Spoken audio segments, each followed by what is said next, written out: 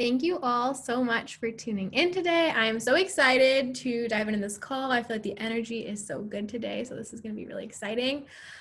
So we were so thrilled when our events guru, Sarah DeHaan, connected with the Sarah we have speaking with us today, because the topic of joining a board is something that's come up in D&D a lot over the years. So there's never been a more perfect time to bring Sarah on to host this office hours. A bit of brief background information on Sarah. Fun fact, she was actually the first lawyer and 17th employee at Etsy and helped take the company public. And now she's the company of the Fourth Floor. And the Fourth Floor brings vetted female founders and professionals together to increase the number of women on boards, be more competitive fundraisers, and create wealth. So as you can already tell, both of our organizations are incredibly aligned in terms of our values of advancing women. And we've seen quite a few D&D members benefit from the Fourth Floor already. So thank you so much, Sarah, for taking the time to host this call. We are huge fans of you and the work you're doing at the Fourth Floor. So we're so grateful for this opportunity to learn from you today, and we're grateful for the time you're investing in the Dreamers and Doers community. Thank you. Thanks so much for having me.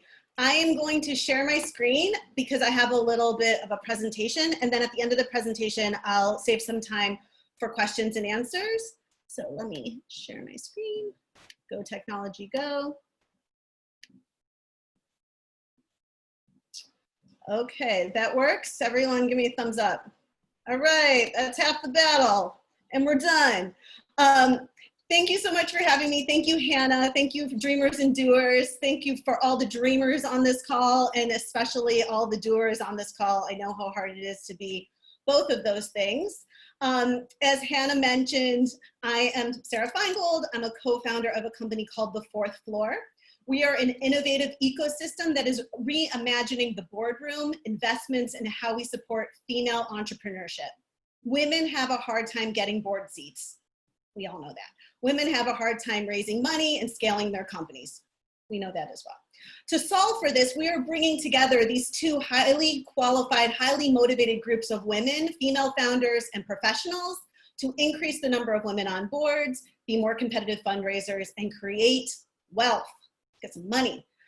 We believe that women belong on boards, female founders deserve strong advisors, and women executives, even lawyers like me, have untapped superpowers. So if you want to learn more about the Fourth Floor, you can go to thefourthfloor.co. What we do is we bring together people in networking. We have events, we have a directory, we do all sorts of awesome stuff. One of the things that we also do is called Board Bootcamp. And a lot of the stuff that I'm gonna go over today is covered in Board Bootcamp, so you're kind of getting like a Board Bootcamp mini, but we go in way more into depth in Board Bootcamp. So what are we gonna talk about today? Good question. First, we will be defining a board. What is a board? Talk about that. Second, we'll be talking about joining a board. Is anyone here, you can raise your hand or like do a little nod, who would want to maybe join a board? Anyone thinking about that? Seeing a couple hands, even virtual hands, little thumbs up, awesome. And is anyone here an entrepreneur who's thinking about building out her own board? We're gonna talk about that as well. Couple more hands, couple more emoji thumbs up. Awesome, we're going into all of that. And some people submitted some questions beforehand, and those were amazing questions, and they basically fit into these three buckets. But if you have questions afterwards, that gets into the fourth bucket, which is the Q&A bucket, so we'll save some time for that. Okay, my first slide, well, it's not really the first slide, we've seen a couple, is a disclaimer. Yay, I am a lawyer, I love disclaimers. I can't guarantee that you're gonna find fame or fortune or board seats or advisory roles or happiness, really nothing. There are risks with every life choice. I disclaim any warranties, liabilities. Also, one thing to remember, your profession or your employer might have rules or policies about side projects or about boards. So like that's something also you should look into. That's on a case-by-case basis. Use at your own risk, wear sunscreen, wash your hands. Seriously, I always put wash your hands in my disclaimer. I've had like a very similar disclaimer for years, but like now more than ever, apparently washing your hands is like super important. Something about COVID, I don't know, something about that. As I mentioned before, we do have a board boot camp. Today's talk is only 20 minutes or a half hour, however much I blab. Board boot camp is 2 hours long. There's a panel. We have like more Q&A. We have brainstorming documents. We have templates. Like there's a lot more to it. So I just wanted to get a little bit of a plug there. Another thing to remember about board boot camp, if you go to that one, is a lot of the stories are very similar because I only have so many stories. So if you go to another one, just like laugh at my jokes and the stories, pretend that they're awesome, because that's all I got, you guys. That's it. Okay, so did you know that becoming a corporate director is a journey that takes 1 to 5 years, typically? That's what research shows. It involves a lot of educating, networking, and strategic planning. And the reason we call our keynote, our talks typically board boot camp is because it takes a lot of work. And it's not just about dreaming, it is about doing, right? It's about really strategically planning and being consistent and really thinking about internally what you're looking for and expressing yourself over and over and over again. I've spoken with so many people who have landed board seats. I have yet to find somebody who was keeping her head down, doing really good work, and the hand of God came over and picked her up and put her on a corporate board. If anyone finds someone who is like that, send them my way. I would like to meet this person, especially if this person is a woman. I would like to meet her and talk to her, because it takes a lot of work. It takes a lot of raising your hand and networking, and it can take years. And that's not to dissuade anyone, it's just to set some expectations. Oh, in this book, Get on Board, there are a lot of books out there. Olga Mack is amazing, and this is just one book that's out there that's talking about getting on board. There's a lot of different educational materials that are out there. Another thing to keep in mind is that 92% of board seats at technology companies are filled through networking. So again, if you are like, I would make a really great board member, I'm going to keep my head down and work really, really hard, and hopefully I'm going to be recognized and get put on a board, that's probably not going to happen that way. It takes strategic networking, and we're going to talk a little bit about that today. This is a journey, and you might as well have fun with it, because again, it's all about networking, who you know, putting yourself out there, and it can take years. So what we've done at the 4th floor is we realized that this is super hard to do. And our thesis is that you can start a board career at a smaller company by being on the advisory board or the board of directors of a smaller company. And you can add value to that smaller company. And then you can leverage that seat into a board seat at a larger and larger company. And we realized that networking is super hard. But if we collect board bios, and we'll get into what a board bio is, and we collect board role descriptions, then we could have people go around and like look and basically apply to these smaller board opportunities. And that's why what we have is the room. And so this is available at the 4th floor. You have to be a member, and then you can access the room and find some board opportunities. Right now, and this feels like an infomercial, but I just have to put it out there. There are lots of ways to get board seats. This is just one that we've come up with as a solution.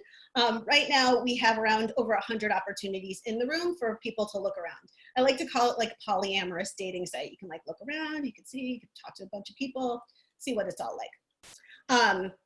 Okay, so now that we got that out of the way, let's talk about defining the board. What is a board? And the concept of a reframe. When I was thinking about the need to reframe ourselves, I started thinking about like what kind of person, well, whose story could I tell that's like so inspirational about how somebody was one thing one day, decided to reframe herself and become something else. And there's so many out there. There's so many stories. There's Arlen Hamilton, who went from being homeless to being a successful venture capitalist. I thought about Lizzo and what it took for her to become a star and how hard she worked and decided she was a star. And I mean, look at her today, she's super inspirational. I thought about the founder of Spanx, Sarah Blakely. She went from selling fax machines door to door, and she reframed herself as a CEO, and look at what she's up to now, a billionaire. Like, that's amazing. I thought about myself. I reframed myself. I am an artist. I'm a jeweler. I was selling my jewelry in Rochester, New York. I was working at a law firm. I'm a lawyer. just doing regular law firm things. And I found out about Etsy and I fell in love with it. And I started selling my jewelry on Etsy. And I decided to reframe myself as an art law expert. So I started reaching out to publications and saying, I'm an art law expert. Here's some articles I've written.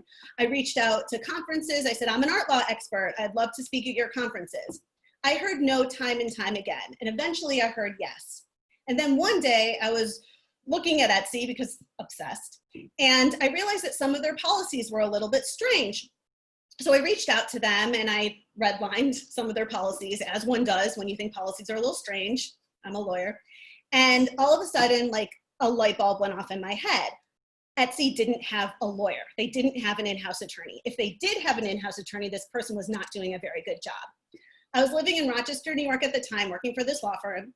I bought a JetBlue ticket from Rochester, New York to New York City. I showed up on Etsy's front door with my little resume in hand, proving that I was an art law expert because I had all this expertise with my writing and speaking gigs, and I told them to hire me. I reframed myself as the first lawyer at Etsy, and you know what? It worked. They hired me. I was a 17th employee and first lawyer at Etsy. I was there for over 9 years. I helped take the company public. So when we're thinking about reframing ourselves, then these are the sort of stories that should stick in our head. It's just like making the decision and and then going forward, deciding that you're something else. But really the best reframe story that I could come up with is what we've been staring at this whole time. Does anyone know what that is? What is that? What's that green thing? You can put in the chat or something, or I'll tell you. I'm not really sure how this works. There's so many people here. Okay, that is kale. And let me see, did anyone guess it in the chat? Yes, everyone thinks it's kale. Duh, we know what kale looks like. Kale's famous. But until 2013, does anyone know who the biggest consumer or the customer of kale was? It was a business. Who bought the most kale? A very famous business. I'll tell you. Google? No. Jamba Juice? Oh, that's a good choice. No, it was Pizza Hut. Pizza Hut was the biggest consumer of kale up until 2013. What was Pizza Hut using the kale for? I'll give you a hint. It was not in their cheese sticks. It wasn't in their pizza. It was a garnish. That's right. It was a garnish. It was around the salad bar. Kale wasn't even used for her nutritional value, her internal value. She was a pretty leaf. Girlfriend Kale was used to be a pretty leaf, just sitting there looking pretty, getting wilted, being thrown away.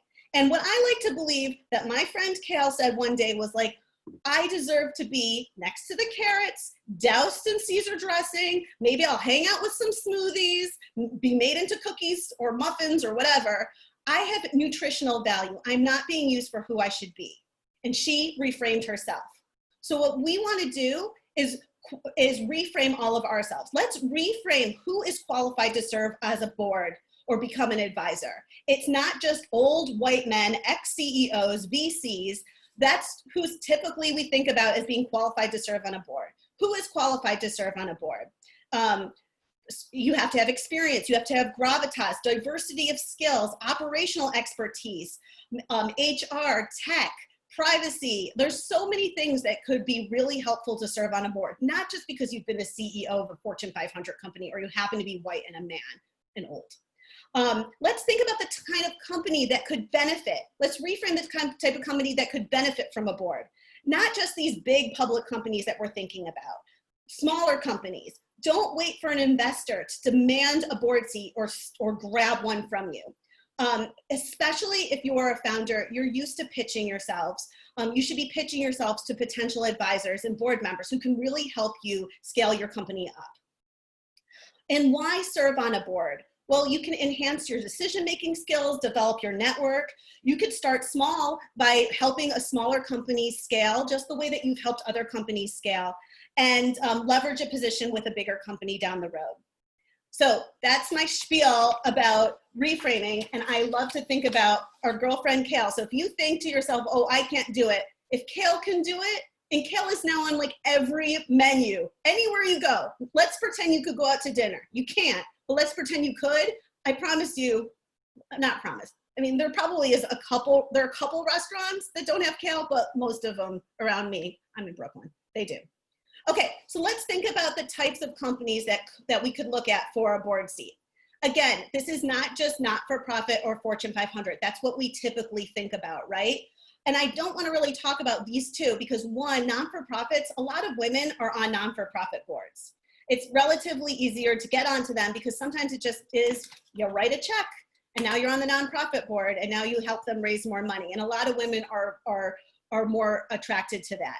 I have yet to see a study that has shown that a nonprofit board, being on a nonprofit board, has led to a board on a publicly traded company's board, a board seat on a publicly traded company. Can't even say it. So what I'm talking about today is focusing on this beautiful middle. There are startups, family businesses, small businesses, subsidiaries, foreign companies. If we can focus on these smaller businesses, this could be a really great way to start a board career. But it's not just figuring out what kind of company, but it's narrowing down our focus. Is there a specific industry that you have expertise in, that you're interested in, leadership, philosophy, financial investment, values? Maybe you only want to serve on a board of a company that shares your values. Maybe they're in a specific life cycle. And I put that little unicorn guy there because you never know what kind of company, maybe from your, maybe from what you've been, your expertise, maybe something like that will take that company to the next level and make it into a unicorn. For example, I started at Etsy as a 17th employee. Etsy's now on, it's a unicorn. It's a publicly traded company. I doubt when I started, anyone thought that Etsy was actually going to go as far as it did, but that did. So you never know when you're going to be helping a company that's going to grow into something amazing. So not just thinking about the companies, but there are lots of ways that we can reframe ourselves as being, as working for these companies, as having some sort of opportunities with these companies. And a lot of people think about, well, I could either be on the board of a non-for-profit or I can be on the board of a publicly traded company. There are lots of ways to be involved. You could be a mentor, you could be a sponsor, you could be an angel advisor, you could be on an advisory board, you can be on a private company board of directors. So and you could actually start off by having conversations with the company and basically being sort of like a mentor to the CEO or a mentor to someone high up or even a mentor to the company itself, and then leverage that as they start to get to know you into maybe more of a formal role. And what's really interesting here is just to think about, and I like to compare this a little bit like dating, right? You get to know each other. You want this to be long-term. So sometimes this takes a while because you really want to make sure that you're all aligned. Again, I'm not focusing on non-for-profit boards a lot of time. And I don't want anyone to leave this talk thinking Sarah hates not-for-profits. I love not-for-profits, especially now, like the world is literally on fire. We need them more than ever. Please, if you are interested and aligned with a company, please join them and help them out. It's just not our focus right now. And also, we're not focusing on publicly traded companies boards because they're really hard to get. They're regulated. And what my thesis is that if you get a role at a smaller company, you could leverage it to a bigger and bigger and bigger company.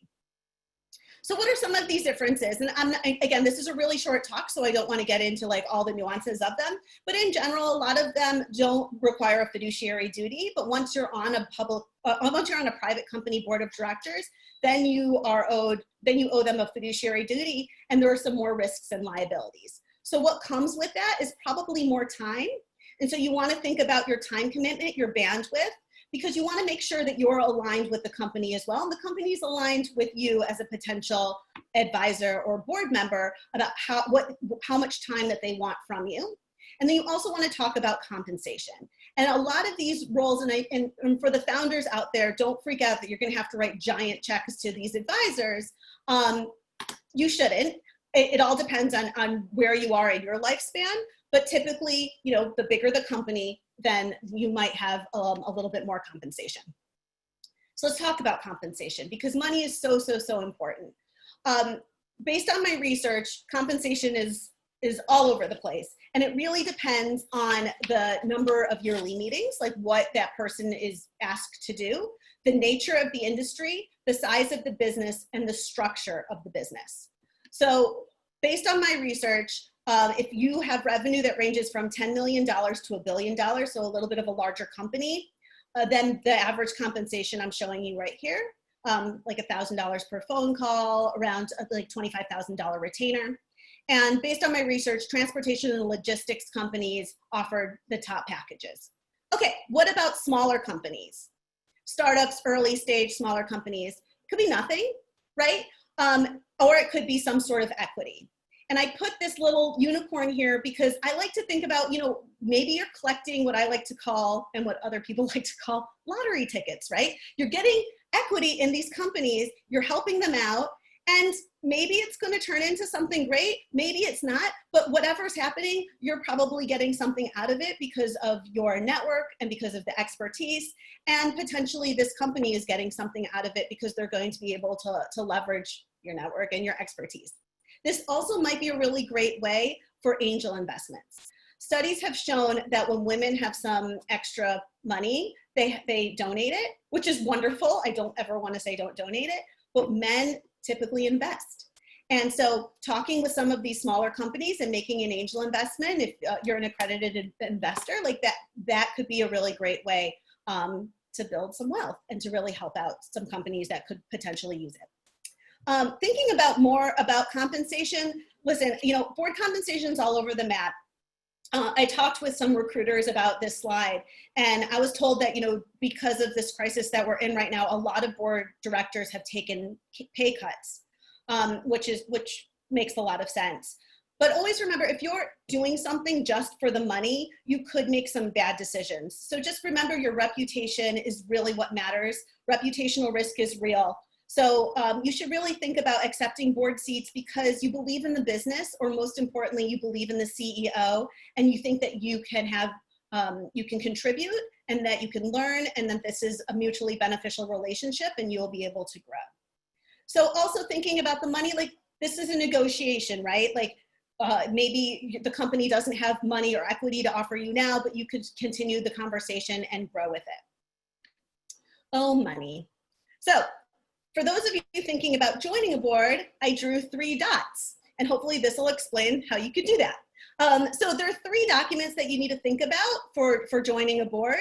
The first is thinking about your elevator pitch. And the second is your board bio, and the third is your board CV, resume, however you want to call it. And I drew these 3 dots, small, medium, and large, because this is just the same way to tell the same story, but in a small way, a medium way, and a bigger way. It should be a consistent story across the board. And the way I see it is, again, it's sort of like dating, right? You show the person a little bit of who you are, and a little more of who you are, and then a lot more of who you are to make sure that you're aligned. So what are these documents? An elevator pitch is typically like 3 to 5 sentences. It's your superpower. It's what you're going to bring to the conversation. It's to get the company really excited to want to learn more about you. The next one is a board bio, which is a 1-page document. It's an expanded narrative. It talks about your value, your skills, your leadership, your success track record. You want to have it really data oriented. And the third one is your board resume or your CV. And there are 2 ways to think about this. One is if you want to Google it, you can find all sorts of templates for board resumes. You can find people that you can pay large sums of money to that can help you craft a board resume. And it's, a lot of people say it shouldn't be chronological, it should be skills-based, it should be bullet points, like it's very different than a regular resume. The second way of thought is you have a resume, use that. I personally love the second way of thought because guess what? I have a resume, I can use that. And that's more of a doers versus a dreamers type situation. But whatever your school of thought is, those are the 2 ways of thinking about it. But whatever you do, like here's some best practices. Avoid word salad, generic jargon. I'm a team player. I'm pretty sure every single person on this call could say that they're a team player. I'm detail oriented. We can all say that. Display your unique value. Express your unique leadership skills, your end results, how you go from being an industry expert to a board-ready thought leader, how you stay relevant on topics like this. Plan for any skills gaps. If there's something that you're like, any board would probably want me to learn about something in my industry, there's this one thing I don't know about, plan for it. Don't get stuck in it because let's not be perfectionists here because we are all awesome and we will make great board members of someone's company, but just plan for it just so that you can answer those questions. and then customize, iterate, and update as needed. Maybe what you're sending to one company will be different than what you're sending to another company. You may want to update just depending on what they're looking for and what value you could bring to them. All right, I'm gonna take a little sip of water because I'm thirsty. Thanks for sharing that, Sarah. Okay, now we're gonna talk about building a board. So we talked about anybody who's thinking of joining a board, and founders, you would make great board members too. So there's that. All right, now we know about the different ways to get involved with a company and how to get their attention. Let's focus on the founders of those people who are running boards. So why should you have a board? What's the point? There are 4 main reasons to have a board. One is independence. If you're going to be raising money, VCs could come in and swipe a bunch of your seats, and then it's basically you and a bunch of VCs. And VCs are great. They bring checks. They help you run your business. But sometimes they're not exactly aligned with your vision, right? Like they're just thinking about the bottom line. They could be thinking about money. Bringing someone in who's independent, who can really help you like reach for the North Star and that you're aligned with from the very beginning, that is very, very valuable. And so, having a seat dedicated for someone like that could really help you take your company to the next level. The second is credibility. As you're pitching to VCs, it's super hard for women business owners in general to get VC money. I think like women raise like less than 5% of VC, like it's awful. The stats are so bad, I don't even want to think about them. But if you have an amazing advisory board of these people who have been there, done that, who bring you their network, and you show that to some investors, I have to believe that that's going to help get your company to the next level. It's going to help get some eyeballs on you. Connections and network.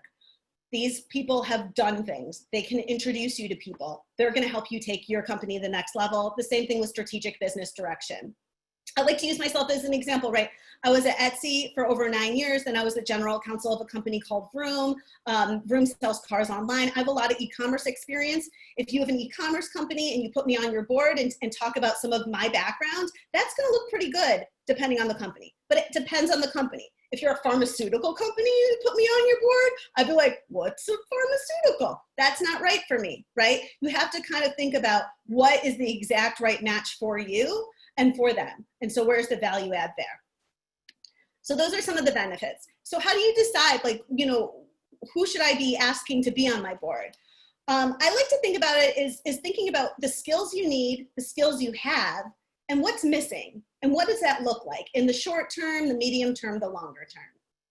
And as you're starting to think about it, think about, I just wrote, choose one superpower. Like, what would this person look like who can help take your company to the next level, to be an advisor? Where are you going? Where are you heading? And what skills do you need to get there? If you're building a rocket ship and you're going somewhere, then I see your advisory board could be the rocket fuel to help you align, to get your flight going where it needs to go, and to get you that power. And they'll really help you. But you need to understand, like, who are you looking for to be part of that rocket fuel? I like these analogies. I drew that. Isn't that cute? I think it's super cute. Anyway, I'm an artist. So thinking about your company's board or council or whatever you're looking for to get your company to the next level, the start of your role description is thinking about that person's superpower. You will be pitching your company to them as well because they might not know who your company is. So you want to talk to them. You'll probably want to put, your company's background, business model, size, goals, wins, that sort of thing. Think about the industry. Think about the skills needed to be on your board. What's their superpower? Think about time commitment, geography, if that even matters anymore. Language, maybe you have certain languages that you speak in your company that you want them to speak. Attendance to certain meetings. Any sort of compensation, will they get money? Will they get equity? Will they get some sort of mix? And other important information. Once you have this, then when you're starting to talk to people, you'll be able to have a conversation to see if that person is aligned.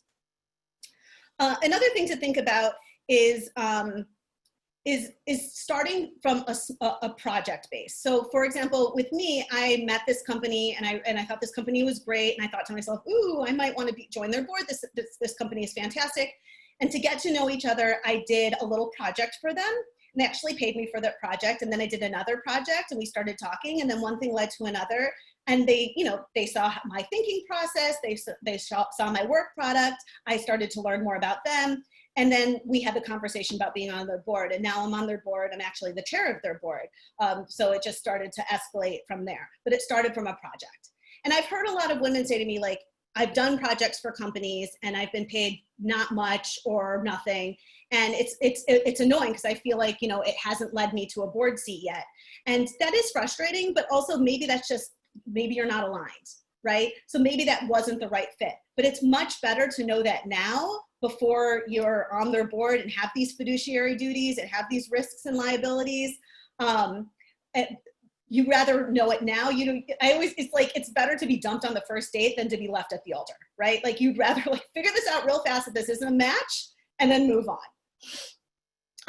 Because really what this comes down to is the gives and gets, right? So the person who's looking for a board seat will have their elevator pitch and their board bio and their resume getting ready to go to really know what they're looking for.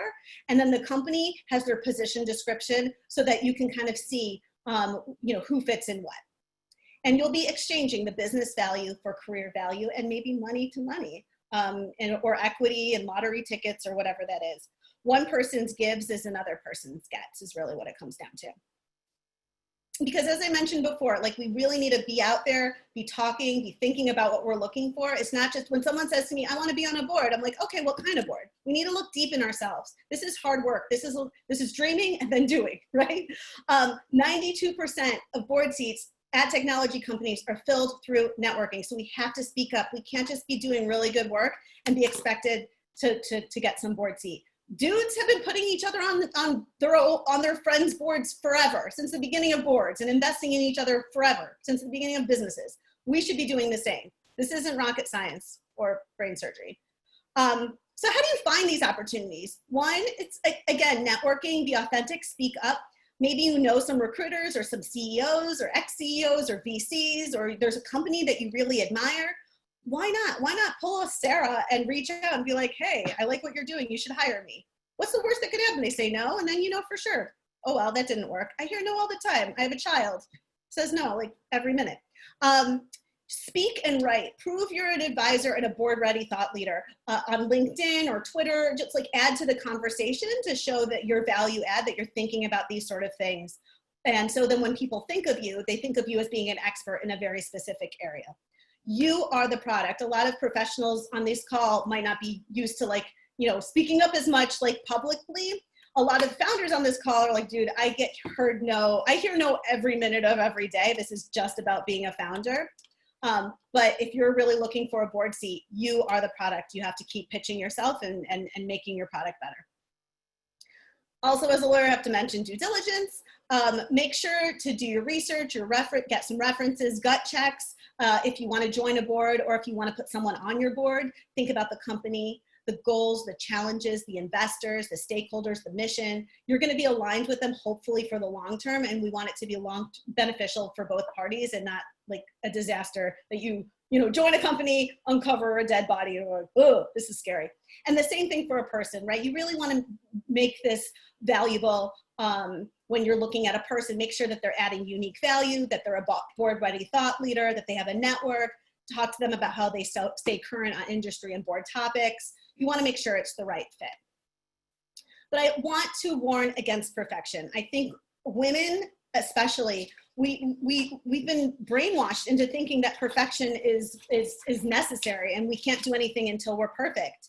And we have to do all of our knowledge. We have to fill our knowledge gaps and be ready for anything that comes to us. And that's just not healthy and that's not fair. Abby Wambach has been quoted as saying that imperfect men have been empowered and permitted to run the world since the beginning of time. It's time for imperfect women to grant themselves permission to join them. And so let's be imperfect women. I have Kale up there. Girlfriend Kale is not perfect, okay? If she were perfect, she would taste better. She would taste more like candy, but she's still very nutritional. She's in every smoothie. She found herself away from Pizza Hut. Like, good job, girl, you did it. She's not perfect. We don't have to be perfect either. So again, I just wanted to put a quick more plug for the fourth floor and that we have the room. If you are looking for a board member and you have your board description, you could put it in the room. If you're looking to be an advisor or a board member, you could put your board bio in the room, and that's what we're about. So going back to our beautiful agenda, we went over defining a board, so we know what a board's like, check. Joining a board, we know more about that, check. Building a board, we did that, great. And we're gonna get on to Q&A. But before we do, I just wanted to leave you with a little bit of wisdom. Please keep your goals top of mind. Ask for the specific and the tangible. Leverage your network and enjoy the journey, because the journey could be a long time, but let's have fun and let's enjoy it. And just always think about our girlfriend Cal, who's like everywhere we go. Wow, that spelled Cal. That's weird how that happened. So think about Cal. Thank you very much. I will take some questions now and drink water. How does the question work? Should I go into the chat? Yeah, I can pull some questions for you. So one question that came through was, love to know how you compare vetting for a board versus vetting for advisory with equity versus paying flat for advisors. So I think it's very similar. You want, if this is a vetting question, how you decide if somebody is and I can stop sharing my screen. There we go. So this is a vetting question about how to decide if someone is good for your board, or if you should pay them, or if you should, how to decide what kind of payment structure? Is that the question? Jessica, do you want to, wait, she might have. Okay. Yeah. How would you decide to take the relationship to the board? Yeah, so I think it's a relationship building situation, right? You want to have a conversation with them. You want to make sure that you set expectations both ways. What will that look like? And as for compensation, again, it's across the board. I wish that I could give you a chart and be like, here it is. Here's exactly how you should compensate them. But it's difficult. So I think just having an ongoing conversation and getting to a place that you both feel comfortable, because this is hopefully a long-term relationship. Okay, another question. Do you see comp packages being equity or dollars or a combo of both? I'm seeing it across the board. I'm seeing it all depends on how big your company is. For smaller companies, I'm seeing more equity than flat out cash. But it really all depends. Okay. Do you know anywhere to learn more about joining public corporate boards if you're in an industry niche? Yeah, so there's a lot of different resources out there. You can take classes. There's a lot, and I don't know your industry niche, and I don't have like a horse in this race. Those like this is the one to join. This is how you do it. I really do believe that it's a lot about networking. Maybe talking to some recruiters, if you know recruiters who are specifically looking for board roles in this niche. So I think that could be a really good place to start. But look out there and talk to people and see where that could lead you. All right. How do VCs sit on multiple boards if they invest in an industry niche? If you're a consultant, do you have to avoid working with competing clients if you join one of your clients' boards? Example here is retail or luxury. All right, those are some really great questions. One, it's money. So a lot of times when you're a VC and you invest in a company, the documents say part of that investment is that you get a board seat. And that's a way to like keep an eye on your investment, right? That's what they're paying for. So that's how a lot of them sit on companies' boards. As for, consulting. So it depends on your contract. Now we're getting into some lawyer stuff, right? So if you have some sort of like non-compete clause, or you will have a non-disclosure agreement that you're not going to give information to a competing company, you have some internal knowledge, you really want to be careful about taking that knowledge and bringing it to a competitor. So you want to like look at your agreements and think about, and that's why I said at the very beginning, like there could be some complexities depending on where you are, where you're working and what your industry is. So you want to think about that. Okay. How much is membership for the fourth floor? Oh, good question. Well, right now it's free. We are going to be launching, you have to fill out an application and you have to be accepted. We need people like at a certain place in their career, or that they need to be a female founder or co-founder of an early stage company that is going to scale, that they think is going to scale. Eventually, we are going to be charging a membership fee, but that's TBD right now. Amazing. Okay. Amazing. Great stuff right now. Holy cow. Julie said, "You're a great host, much needed energy today," which I totally agree. Okay, next question. How did Zoom post your projects with them, ask you to be on the board? Was it just, will you be on our board, or something else? I'm not on the board of Zoom. I was on, so I worked for a company called Vroom, VROOM, and I was on their board. It's okay. I was on their board because I was their general counsel, and so I was their corporate secretary, so I was on their board. As for how I'm on the board of a company called Chloe Capital, and it's a VC fund that invests in women-owned businesses. And I got on their board because I met her one of their founders at when conferences were a thing. We started talking, and then I did a project for them, and then one thing led to another, and I got on their board, and now I'm the chair of their board. So that it's again, it was networking. It was networking. Yeah. Adelaida says this was very informative and fun. Also agree. Okay. Lori's question: would you recommend serving on a board before forming a board for your own company, or is that an unnecessary first step?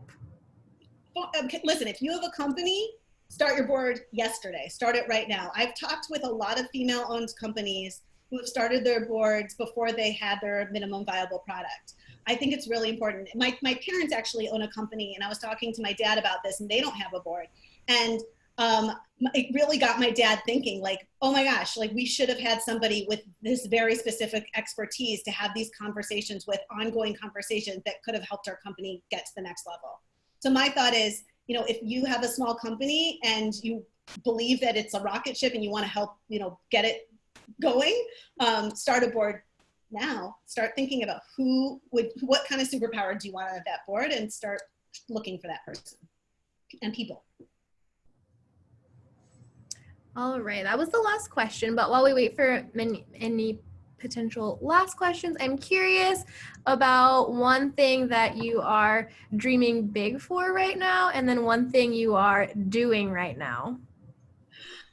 Okay, so I think my dreaming big is the same as my doing right now. This is gonna be very, I don't know, every time I say this, we start talking about it a lot. So I just need to say this, and then we just have to ignore that I said this.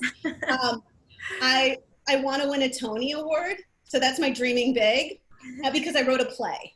And so I wrote a play. I took anonymous stories of in-house counsel, and I turned the stories into monologues, and I hired actors to perform them on stage. I did that in November before the world collapsed. And then over the pandemic, I've been slowly working on iterating the play, and it's coming along really well. And so then I just thought to myself, okay, I have no background in theater, but I did this once. Like, I clearly need to bring this to Broadway and win a Tony. So this is my dreaming big. That's amazing. Love it. Yeah. So thank you for sharing that. Yeah. Okay. A few more questions. Okay. Any views on college alumna women on board programs, on effectiveness of placing you on a board? Any other tips on how to get on the radar of US, ideally public companies? I am abroad and serve on 2 public boards in my market. That's amazing. First of all, abroad, serving on 2 public companies in your market, high five. Like, that took a lot of work. Use your networks, right? Like, reach out to your networks. If you have college networks and you can reach out to them, why not?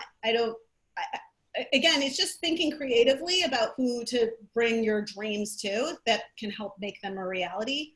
As for getting, you know, into the eyeballs of publicly traded companies in the States, it's tough, right? And so, I mean, maybe there's a smaller company that you know of that you could just reach out to the CEO. Maybe you have some CEO friends that know people. Maybe you could talk with recruiters. Again, like, that's not my focus or my area of expertise. My focus is, like, let's help the smaller companies. Let's help these women-owned companies scale. It's mutually beneficial. And then, like, you know, if it happens to make it so that you get on a public company board down the line, sweet. That's awesome. Amazing. All right. Is there a wish list for the types of backgrounds a board would have, i.e. founder, financial, operations, marketing, etc.? A wish list for founders, I think it really depends on your industry and thinking very strategically about what your company is doing and what expertise you already have. Well, like, you know, again, your board shouldn't take the place of an employee, a CFO, a general counsel. Like, they're going to be in the weeds doing the work, right? Like, the board is going to help you with strategies and network and strategic thinking, like that sort of thing. So like all of the above, those things, everything that was mentioned, you should have someone in your circle who's going to help you with it. And maybe there's some overlap with your board as well, but maybe it's an employee, maybe it's a board member who helps out. Okay, next question. I want to reach out to a big name person to be on my advisory board. Is there a difference between an investor pitch and an advisory pitch? Is it okay to try for both? So amazing. I love it. And let me know what happens. I'll be very interested. I think it's similar because you're asking them to invest their time, right? And so they also they might not know about your company, so you're going to want to introduce them to your company, the problem that you're solving, your team. So I would have to believe that it's very similar. Amazing. That was the last question we had. If anyone has any last minute questions, feel free to drop them or unmute yourself. In the meantime, nothing. Oh, Adelaida says, can we help you with anything right now? Get more startup founders to join. Yeah. Yes. We're always looking for, spread the word about the fourth floor, thefourthfloor.co. We're relatively new. I am a lawyer, so I'm not like the best marketer. So like, please tell everybody about us and what we're doing. And also, you know, this was started by 2 general counsels and a career entrepreneur. So we have a lot of lawyers in our group. We believe that like in-house lawyers have these superpowers to get things done. So, and also consider maybe a lawyer on your board too. We're pretty good too. I'm pro lawyer. Rachel has proposed that we should form a band called Girlfriend Kale, and I agree. Love it. Yes. Thank you. And patches and jean jackets and masks. Yes. Oh my gosh, that'd be amazing. And then Deepa says that you're doing amazing marketing, so I also agree. This was amazing. I love your energy. Thank you for speaking with us today and sharing your expertise. The work you're doing is absolutely incredible. I'm so glad that we were able to bring you on, and thank you for your time. Thank you all for tuning in today. It's always amazing to see your faces and to get to connect virtually.